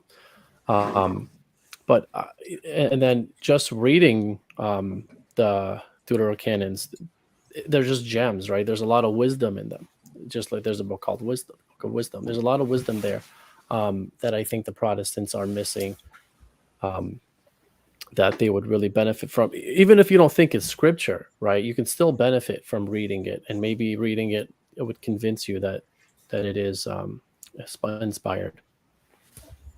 Great thoughts, Sir Elijah. Kevin, very curious as to what do you think of those deuterocanonical books, and just in general, your thoughts, brother. Well, I think I'm not a biblical scholar. I would defer to people like, Dr. Andrew Minto and others that are just much better at it than I would be. But I'm grateful for the tools that they gave me to understand different things. And I think Elijah said it very well, because it's a very thought that I had too. Even if as a Protestant you don't accept the Deuterocanonicals, they still have a lot of historical value that help us to understand the Old as well as New Testament. So if I may give an example, Luke 1:28, most everybody knows that in connection with the Blessed Virgin, right? And the Greek is karikaharatomene hokiros metasu. Well, you get that word, that famous word kaharatomene, right? The famous present participle, past participle active there. Well, a lot of people don't know, but that word, and in that form, except it's in a different case, and it's masculine, not feminine, is found in Sirach. Yep. Not a lot of people know that. I don't have my Septuagint. I can't reach over and grab it. I think it's on the bookshelf behind me here, but it's kaharatomeno in the Septuaginta, and there's been some debate about this. And the Greek verb karitoo is actually used also in the participial form in one of the earlier. There was Aquila, Symmachus, and who was the other guy? Theodotion. I think it was Symmachus that did. He was much more elegant in his Greek, and he used that word a little bit more to translate some of these things. And I don't know how many of the fragments that we have of his particular translation of the Old Testament in the Greek, but we can use these things, and they paint a picture about what that word meant in the ancient world. And when you apply that to what is going on the scene in the New Testament, it says something. So, for instance, there was one Protestant scholar in the 19th century. I have one of his books. I can't remember his name, but he thought it meant more to like physical beauty. But other writers would say, no, it refers to spiritual beauty. And I looked at that when I was looking it up. I said, no, actually, it's kind of referring to both. There's a certain physical as well as a spiritual or interior beauty that comes with that. And we see that in the person and figure of the Blessed Virgin Mary. Sure. She who was the all holy. And all holy, and without the stain of sin. Well, that would also, if you are without the stain of sin, I think this kind of speaks to that question of the Immaculate Conception, which I know is not accepted necessarily in Eastern Orthodoxy. But I do think that the history behind the word kind of shoves us in the direction of, if it has an interior as well as exterior beauty and the physical beauty, then there's perfection there. And that perfection could not have come, it doesn't make any sense, at some point, like she was, say, for instance, conceived in sin, and then at age 5 all of a sudden just made beautiful like this. It's something about that doesn't ring right. And that's why I think Latin theology has been very precise in defining it in terms of Immaculate Conception. And so, because the Eastern theology, I think, has difficulty getting past that question of, at what point was she the all holy, and without sin. I think that it doesn't want to go, it doesn't get too deep enough into it. Although they do get into the beauty of it, that the mystical beauty of it very well, but on the precise question of when was she sinless, I think Latin theology will have the higher argument there, because it doesn't make much sense for God to take human form from a human being that had been tainted by sin. There's still something, there's part of that conversation that just gets missing. But all of this, we can have this conversation because that word was used. And so Elijah hit the nail on the head when he said, we could, even if you are a Protestant, and at least at this point, you don't accept them as being canonical, they are still very historical, and they help us to understand the books that we do hold in common. So I think that it could be a pathway to helping, to leading people who don't accept the Deuterocanonicals as being just that, Deuterocanonical. But it could be a pathway, but it has to be a very precise pathway, because there has to be an end goal there. And that end goal would be to helping someone to understand that these are, in fact, canonical books. We can't just kind of, accompany people and just reach people where they're at and not bring them to a goal. I can't stand it when people do that in the context of evangelization. It drives me nuts. That's a whole other subject, I guess. Yeah, those are very, very good points. I'm going to shamelessly put a plug in for our book that we wrote on Mary, where we cover that particular deuterocanonical passage. And Elijah disconnected right before I was going to grab him and pick his brain. I do want to say something for the audience, because I know we have some Byzantine Catholics, we have Eastern Christians that are tuning in. And if Elijah, when he does connect back, the very earliest attestation to the Immaculate Conception is actually in Eastern Fathers, and Elijah's connected back. Good. So interestingly enough, the very precise language of talking about Immaculate Conception, you can actually find it in the Eastern part of the church first, which Elijah has made a fantastic. He's pointed out that if this is Eastern, the very first attestation, so multiple Eastern attestations, then we invite our Eastern brothers and sisters today, those that may have problems with accepting the Immaculate Conception, to really look at that, to look at the history of those great fathers.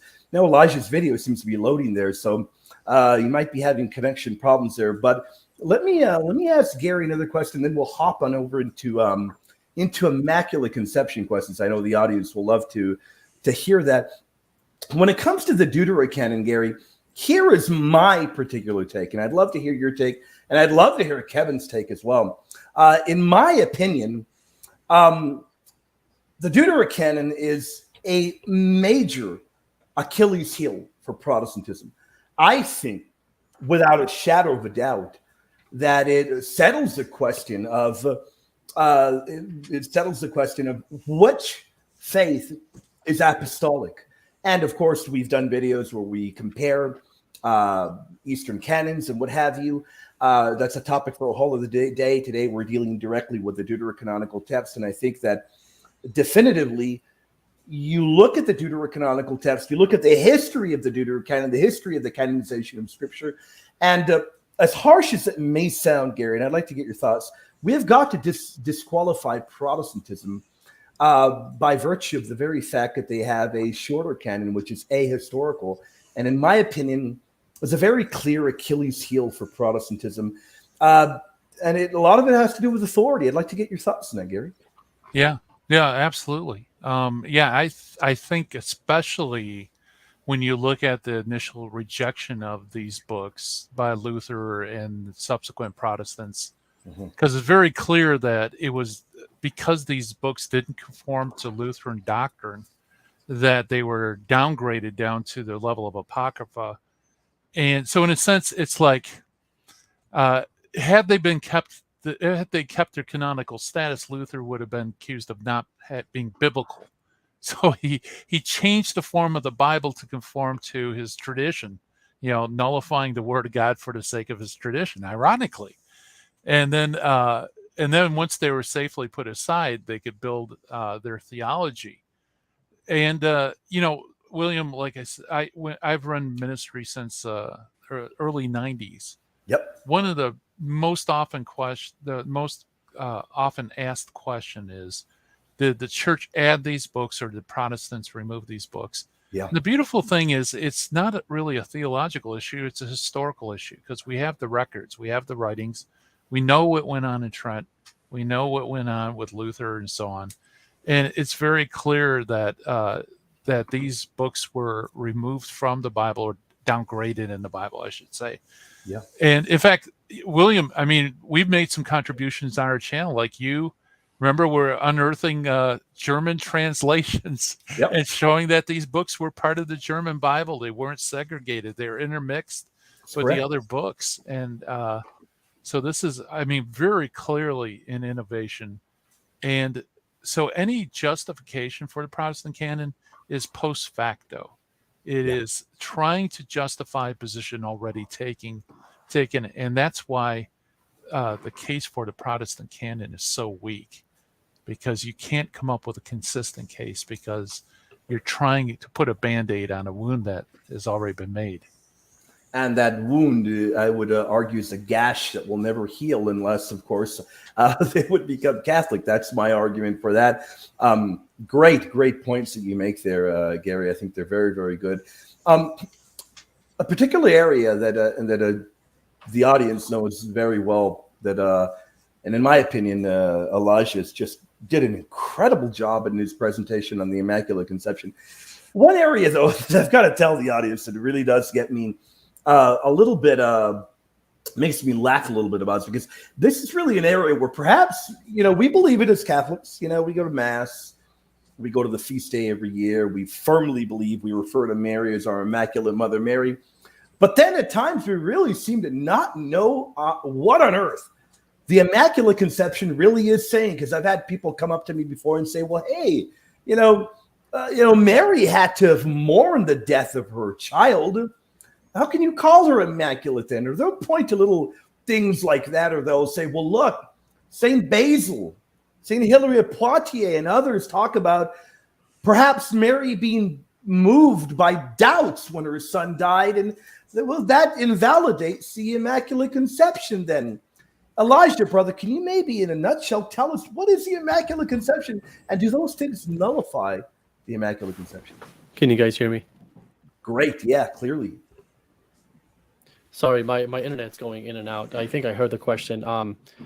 As far as what is the Immaculate Conception is what I think essentially what you're asking. Okay, perfect. So that's an excellent thing, because there's a lot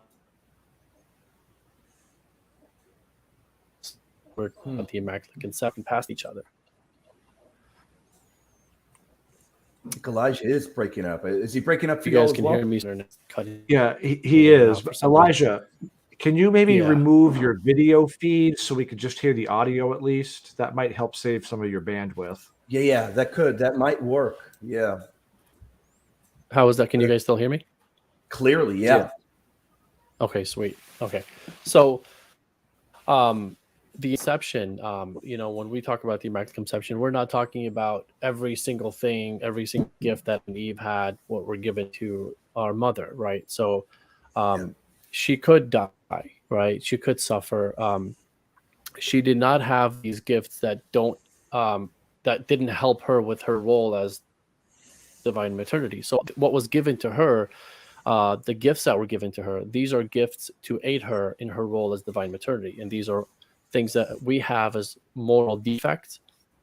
She was prevented from having those things in order to carry on that role. So it's a very Christ-centered dogma. A lot of people don't know. It's not something that we just want to give Mary all the honor and praise. It's not like that. It's Christ-centered. Like for example, concupiscence. Eve fell into sin because she chose the wrong path, right? in order for God to make sure that the Mary doesn't choose the wrong path. She was given the gift of having concupiscence the way we have it, right? She between good and evil, but she could have still been deceived, just like Eve was, right? But God.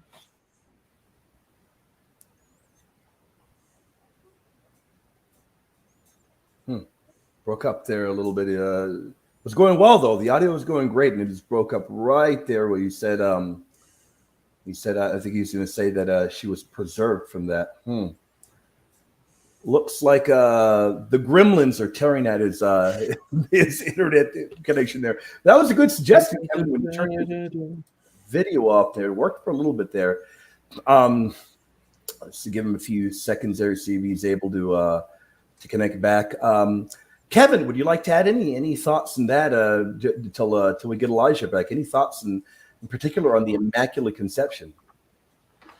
I've always been kind of a little bit more on the practical side of it, just because how it's just kind of come up recently. Mm-hmm. But I get upset when I see portrayals of the Virgin Mary, and she looks like she's got lines on her face or gray hair somewhere. I'm kind of like, I can tell this was made by a Protestant or an uncaring, ignorant Catholic, one of the two, or somebody who just doesn't know in general. I was like, well, no, she was preserved from the stain of original sin, therefore she doesn't suffer the effects of it, and that includes aging. In traditional theology, it's told to be about 33 that she would have stopped aging. In a way, I mean, she would have gotten older, yes, but she would have stopped aging. She wouldn't have gotten, putrefaction would not have settled in. Normal human growth and development would have happened, of course, but putrefaction, and to use the old theological words, no. So I get a little miffed whenever I see these kinds of things. Or there's been some talk even about that TV show, The Chosen. Some of its portrayal of the Virgin Mary has been a little iffy. And I know Catholic Exchange, I think, just had an article about that recently. I don't watch the show myself, but I know that I've seen people questioning about some of that stuff. So I just, you have to be very careful, because the ideas do have consequences, much like elections have consequences, but so don't ideas, as well as doctrines and dogmas. And as a result, the rubber does meet the road, as it were, when it comes to these things. So if you believe that the Virgin Mary was conceived without the stain of original sin and never sinned throughout her life, then well, what would that equate to? No gray hair, no wrinkles, liver spots, no, going back to that point about physical beauty, right? With the word Caharatomene. But what was the other thing there too? When you go back to, for instance, what Venerable Mary of Agreda writes in her 4-volume, there, at least in English 4 volumes, on the life of the Virgin Mary that she saw in visions. Whether we accept this or not, I think the theological truth is there. At one point, I think it was after the Paschal Mystery had occurred, there was a moment where God basically permitted a face-off between the Virgin Mary and the devil. Yeah. But not a face-off in the sense of it was more of the devil didn't know, according to some of the ancient theology, and going all the way back even to Augustine, the demons didn't know who Christ was. And if they didn't know who Christ was, they wouldn't have known who Mary was. It wasn't until the Passion of our Lord that suddenly the roles were revealed and everybody knew who they were. That's why in that movie, The Passion of the Christ, when Mel Gibson has during the Via Dolorosa, they had the figure of the devil looking at Mary. That's why that scene was so pregnant in that movie. It was because that was kind of like, Rosalinda Sedentano. She did excellent, by the way, in that movie. Kudos to Rosalinda as playing the devil. It was a very powerful scene because at that point, the devil hadn't really figured it out just yet, but it was until afterwards. And Mary of Agreda describes the scene very vividly. in her vision. She says that at the moment of the crucifixion, the devil and his angels wanted to flee, but she said, God chained them and put the other end of the chains in the hands of the virgin. And it was the virgin who made them stand and watch the crucifixion and watch their ruin. And she says that she said that Lucifer was trying so bad to get away that he humiliated himself and begged the Blessed Virgin to let him go back to hell, but she didn't. All of that was left out of the movie, of course. It would have made a great dramatic series. But anyway, the point being that during this face-off, as it were, it was God clearly revealing to the devil who she was. It doesn't mean that she didn't have trials or temptations, but what it means is, though being immaculately conceived, but what it means is that she was so full of grace that she knew how to respond to the exact opposite that Eve did.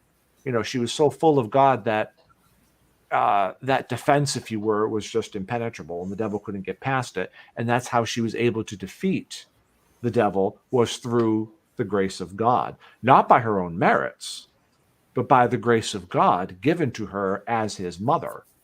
Yeah. And so a lot of people may think, you know, the Immaculate Conception means that she was free of those kinds of things. No, she was still human, and she still would have been subject to certain vicissitudes of this world, and that would have been more of the exterior temptations. Now, she wouldn't have had disordered passions. Mm-hmm. Correct. So that would not have factored into all of this, but there are still external temptations that she could have faced. Mm-hmm.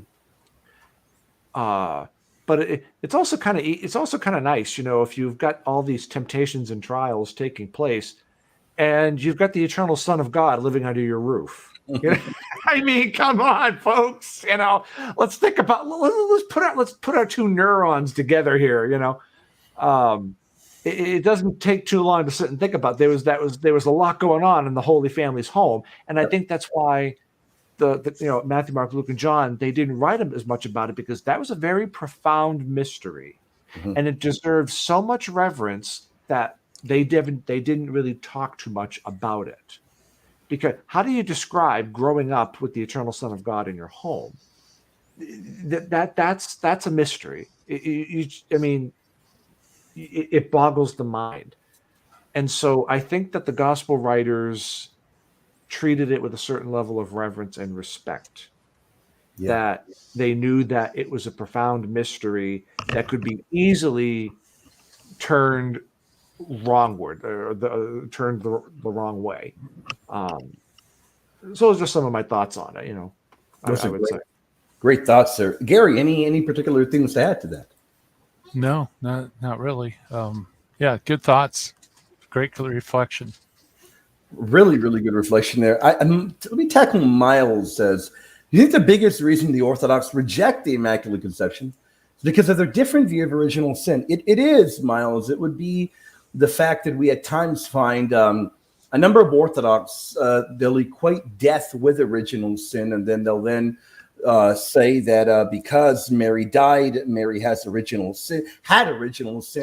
But you find a problem in that, as you know, Miles, as I've done a number of debates in the topic, and as I've written on the topic, when you look to the fathers that are pretty much considered the greatest Dormition and Assumption scholars, you're not going to find any of them arguing that Mary died because of original sin. They're going to note that Mary is a great exception to that.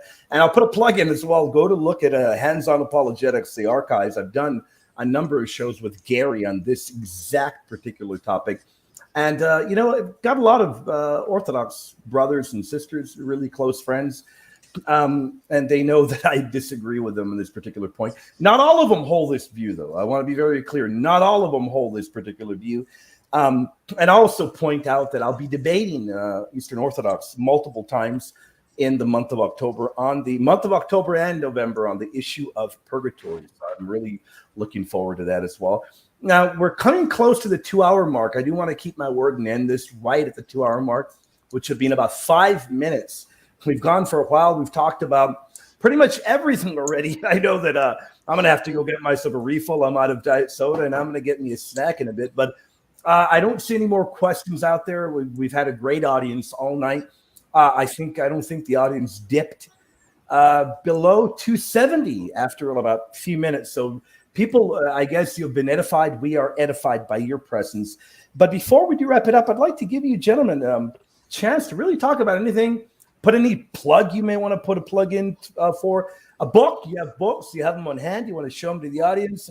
I'll let you go first, Kevin. Any plug you might want to put in, brother? Where can people find you? You got a webpage. You got a YouTube channel. You got anything you've written?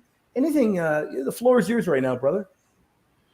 I do. Thank you. I can just keep it simple. People can go to my website, kevinsimmons.com. That's KEVINSYMONDS.com. A link to my YouTube channel is also there in the social media part on the right-hand widget there. I also have a book on the third part of The Secret of Fatima, addressing various concerns on that subject. And I'm happy to say back in April, it was green-lighted for the second edition. I'm presently working on the second edition. And I got a curveball with it recently because I found out that somebody over in Poland wrote a review of the book in Polish. And thankfully, I have a working English translation of the review. And I'm presently looking at all of that and how it all goes. But so there's that. I also have written a book on the history of the prayer to St. Michael. And did Pope Leo XIII really have a vision? This book goes into that. And I also have a book called Refractions of Light, 201 Answers on Apparitions, Visions in the Catholic Church. All this information, of course, you'll find through on my website. And I am available to give talks to people as well. And I also am kind of branching out a little bit more and talking about contemporary priestly formation. Homiletic and Pastoral Review just published an article about that recently. It's back in May, I believe. Now, Kevin, let me ask you, Kevin, can they find those books on your webpage or on Amazon? Where can they find them? The books you can purchase through Amazon, but it like links and all that. You can go to my website. It's pretty easy, or just go to Amazon direct. I encourage people to get the St. Michael book directly from the publisher. That way you avoid the middleman and you get it direct from the publisher. Yeah. Great points there, Kevin. And we've been incredibly edified by your presence, your incredible presentation. If anybody has not seen it, go check it out. It's on my channel. By the way, I looked at it right now. It looks like we have over 2,000 views, growing. People have appreciated it. Go check it out and write a comment below. Kevin will check it out, the comments, and let him know what you thought about it. Gary, my dear brother, any plug you want to put in, my friend? What you've been working on? You got a new book? One thing that came up, I lost it in the freight, but I was trying to find it right now. We had, I think, 2 or 3 people wanting to know, Gary, when's the next book coming out? So maybe you want to touch upon that, put any plug in that you want to put in. Anything that's going on in your world, brother, the floor is yours right now. Okay, so I got 2 books, actually 3 books on the canon, which is Why Catholic Bibles Are Bigger and The Case for the Deuterocanon. You could get that at shop.catholic.com, which is Catholic Answers website. My latest book is Revolt Against Reality, where I show the historic roots of the insanity we live in. That's also published by Catholic Answers Press. Of course, William and I, we are with David Savaras, run the Apocrypha Apocalypse channel on YouTube. So guys, go there. If you like it, sub, do the thumbs up. Lots of interesting stuff. We're growing. It was just amazing. I thought we'd get like 100, maybe 100, 200 tops subs. And I think we're like at 3,000 something. I'm also going to have a book, God willing, come out in the fall called Message Received, where I look at, can we trust the Gospels, and how do we know that the information we have about what Christ taught is truthful. So that's going to be coming up by Emmaus Road Press, I believe. Also, my show, Hands On Apologetics, on Virgin Most Powerful Radio. William is one of my favorites, and he's a frequent guest. And we did like whole series on Immaculate Conception, stuff like that. So you can check that out at virginmostpowerfulradio.org. I think that's about it for my shameless plugs. And keep tuning in. We will be doing much more material together in the future. And I've got to bring Kevin on to talk about Fatima. I've done a number of shows in Fatima. I have not had Kevin on, but I promise the audience that I will work on doing that. I'll work on bringing there are a lot of requests, and I'll work on bringing in everybody that people do want to see on. Everybody, thank you for tuning in. I want to say, Gary, thank you for your time. Oh, Kevin, thank you for your time and your incredible knowledge. Gary as well, just incredible knowledge. I have been edified by your presence as well, gentlemen. I call you gentlemen, I call you friends, and I call you brothers. Thank you for your time, and I look forward to dialoguing with you all again. All right. Thanks. It's been a privilege being here. God bless you. Thank you very much.